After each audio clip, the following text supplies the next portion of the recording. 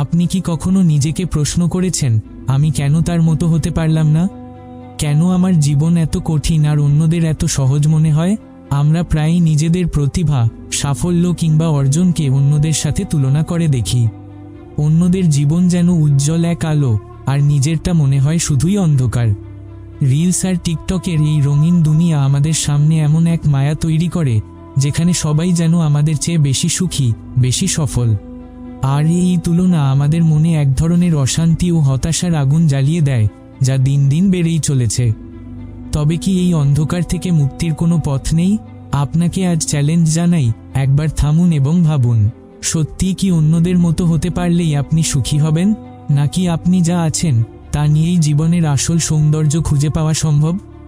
আজকের গল্পটি তাদের জন্য যারা নিজেদের জীবনের প্রতি অসন্তুষ্ট, যারা ভাবছেন তাদের চেয়ে সবাই ভালো। এই চ্যালেঞ্জ গ্রহণ করে গল্পটি শেষ পর্যন্ত শুনুন। হয়তো গল্পের শেষে আপনি নিজের জীবনের প্রতি কৃতজ্ঞতা ও সন্তুষ্টি খুঁজে পাবেন। একবারের কথা, একটি কাক উড়তে উড়তে একটি গাছের ডালের উপর এসে বসল। কিছু দূরে এসে একটি রাজহাঁসকে দেখল, যেটি কিনা একটি পুকুরে সাঁতার কাটছিল। রাজহাঁসের সাদা ঝকঝকে পালক দেখে গ্রামবাসী মুগ্ধ হয়ে তাকিয়ে থাকল। কাকটিও বেশ আগ্রহী হয়ে রাজহাঁসটির কাছে যাওয়ার সিদ্ধান্ত নিল। কিন্তু কাছে যেতেই কাকটি কিছুটা অস্বস্তিকর পরিস্থিতির সম্মুখীন হল। গ্রামবাসীরা হাত নেড়ে নেড়ে কাকটিকে তাড়িয়ে দিতে লাগল, যেন তারা কাকটিকে আশেপাশে দেখতে চায় না। কাকটি ভাবল, আমি হয়তো তাদের নোংরা করে দেব, তাই তারা মনে হয় ভয় পাচ্ছে, তাই সে আরেকটি জায়গায় গিয়ে বসল। কিন্তু সেখানেও গ্রামবাসীরা তাকে তাড়িয়ে দিল। এই ব্যবহারে কাকটির মন খুবই খারাপ হলো। সে দেখল রাজহাঁসকে সবাই তার সুন্দর পালকের জন্য প্রশংসা করছে, খুব বাহবা করছে, কিন্তু তাকে কেউই ভালো চোখে দেখছে না, সবাই শুধু তাড়িয়ে দিচ্ছে। মনের গভীর হতাশা নিয়ে কাকটি গ্রাম ছেড়ে একটি জঙ্গলে চলে গেল। একটি গাছের ডালে বসে এসব ওইসব ভাবতে ভাবতে তার চোখ দিয়ে জল ঝরছিল। সে আফসোস করে বলল, আমার এই কালো পালকের কারণেই সবাই আমাকে অবহেলা করে। ইস, যদি আমার রাজহাঁসের মতো সাদা পালক থাকতো, তবে আমিও নিশ্চয়ই সুখী হতাম, মানুষের বাহবা কুড়াতাম। এমন সময় এক বৃদ্ধ কাক ওই জঙ্গল দিয়ে যাচ্ছিল। তার কান্না ওই বৃদ্ধ কাকটির নজরে পড়ল। বৃদ্ধ কাকটি ওড়ে তার কাছে গেলেন এবং জিজ্ঞেস করলেন, তুমি কাঁদছ কেন? এত দুঃখ কিসের? কাকটি তার কান্না থামিয়ে উত্তর দিল, আমার এই কালো পালকের জন্য আমি খুব কষ্টে আছি।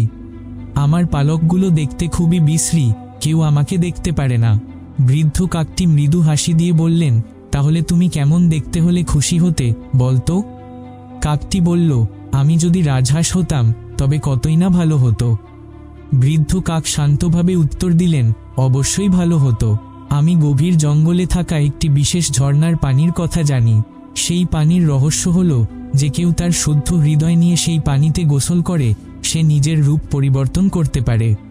তুমি চাইলে আমি তোমাকে সেখানে নিয়ে যেতে পারি, তবে তার আগে আমি চাই তুমি রাজহাঁসের কাছে গিয়ে জিজ্ঞেস করো সে কি সত্যিই তার জীবন নিয়ে সুখী।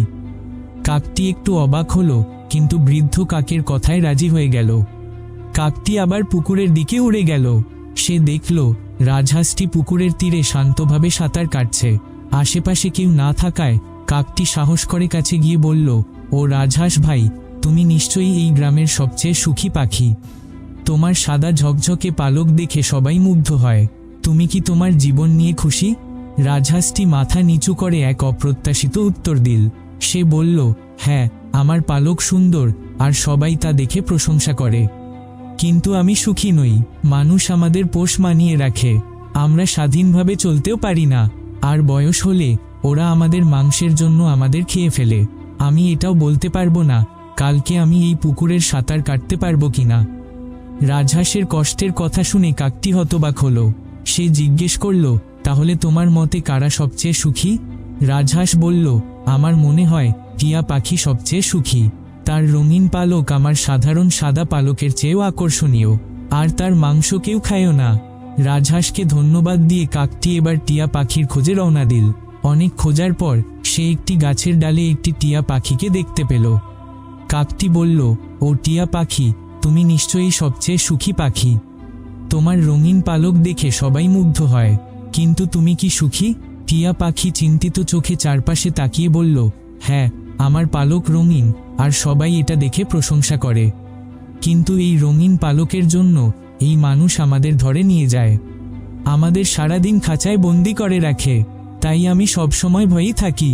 টিয়া পাখির কথায় কাকটি আরও দুঃখ পেল। সে বলল, তাহলে তোমার মতে কারা সবচেয়ে সুখী? টিয়া পাখি বলল, আমার মনে হয় ময়ূর সবচেয়ে সুখী। মানুষ তাকে ধরে রাখলেও তার জন্য বড় খাঁচা বানায় এবং তার সৌন্দর্য দেখে মুগ্ধ হয়। কাকটি দেরি না করে চিড়িয়াখানার দিকে উড়ে গেল, যেখানে একটি ময়ূর ছিল। ময়ূরটির কাছে গিয়ে কাকটি বলল, তোমার পালক দেখতে খুবই সুন্দর, সত্যিই তোমার সৌন্দর্যের কোন তুলনা নেই, তুমি নিশ্চয়ই বিশ্বের সুখী পাখি। ময়ূরটি শান্তভাবে বলল, না বন্ধু, আমি সুখী নই। আমার সুন্দর পালকের জন্য মানুষ জোর করে সেগুলো ছিঁড়ে নিয়ে যায়। এই যন্ত্রণাটি সহ্য করা খুব কঠিন। পালকগুলো আবার গজালে তারা আবারও ছিঁড়ে নেয়। আমার এই দুঃখের চক্র কখনো শেষ হয় না। ময়ূর বলল, সত্যি বলতে কি, আমি যদি কাক হতে পারতাম তবেই ভালো হতো। তোমার মতো সাধারণ পাখি যার প্রতি মানুষের কোনো আগ্রহই নেই, তোমরা কত স্বাধীনভাবেই না জীবনযাপন করতে পারো।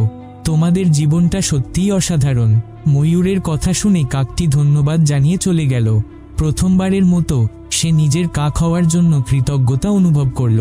কাকটি আবার বৃদ্ধ কাকটির কাছে ফিরে এলো। তারপর সব কথা বৃদ্ধ কাকটিকে বলল। সবশেষে বলল, আমি আর অন্য কোন পাখি হতে চাই না। আমি কৃতজ্ঞ যে আমি একটি কাক। ইংরেজিতে একটা কথা আছে, কন্টেন্টমেন্ট ইজ দ্য কি টু হ্যাপিনেস। আমাদের জীবনে যদি আমরা খেয়াল করি, আমরাও অনেক সময় এই একই রকম সমস্যার মুখোমুখি হই। আমরা অহেতুক নিজেদের অন্যদের সাথে তুলনা করি, যা আমাদের অসুখী করে তোলে। এতে আমরা আমাদের যা আছে তার জন্য কৃতজ্ঞ হতে পারি না এবং একটি হতাশার চক্রে আটকে পড়ি। তাই যা আছে তা নিয়ে সন্তুষ্ট থাকুন। অন্যকে অনুকরণ করার চেষ্টায় সময় নষ্ট করবেন না। উপরওয়ালা এক একজনকে আলাদা আলাদা নিয়ামত দিয়েছেন। মনে রাখবেন, স্রষ্টার সব সৃষ্টি সুন্দর। অন্যের তুলনায় নিজেকে সুখী করার থেকে আপনার যা আছে সেটা নিয়ে কৃতজ্ঞতা প্রকাশ করুন।